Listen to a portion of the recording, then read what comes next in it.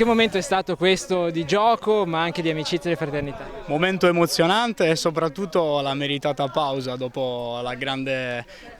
lavoro, la grande partita, quella vera, giocata appunto non sul campo di calcio ma su quello del lavoro, dove con gli amici con cui oggi ci siamo ritrovati qui abbiamo veramente giocato la partita fino in fondo e aggiungo per più tempo rispetto ai 90 minuti canonici e i risultati si sono visti, quindi grazie ancora, per me è veramente un onore anche perché sono prossimo insomma al termine di questo periodo qui di comando a Santa Margherita Ligure e quindi condividere questi momenti di tranquillità, di serenità con gli amici veri è la cosa più bella che possa esistere. È proprio direi l'emblema di quello che c'è qua nel Tigullio, c'è una grande amicizia già con Santa Margherita, con Rapallo, con le autorità portuali, la Capitaneria di Porto diciamo.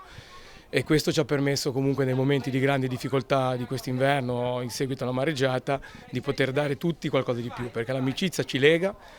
nelle giornate come oggi nello sport, in giornata di festa, di allegria per tutti e ci ha legato comunque anche fortemente nei momenti di emergenza. Il calcio unifica, quindi qui ci siamo tutti, coloro che erano candidati contro, sia come sindaci che come consiglieri, ma anche tanti amici degli uni e degli altri, quindi è un momento di svago in cui godersi un po' lo sport come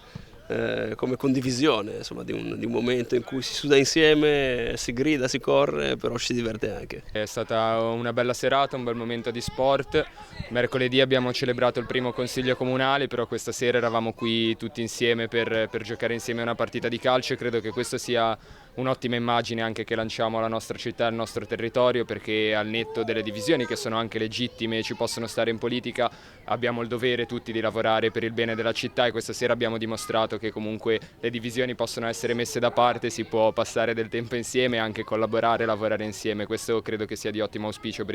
i prossimi anni. Com'è andata la partita? Ma bene, a parte che Valerio Costa non mi ha fatto vedere una palla tutta la partita, giocavo in difesa, però per il resto è stata una bella partita, un bel pareggio, quindi la portiamo a casa così, una X va sempre bene.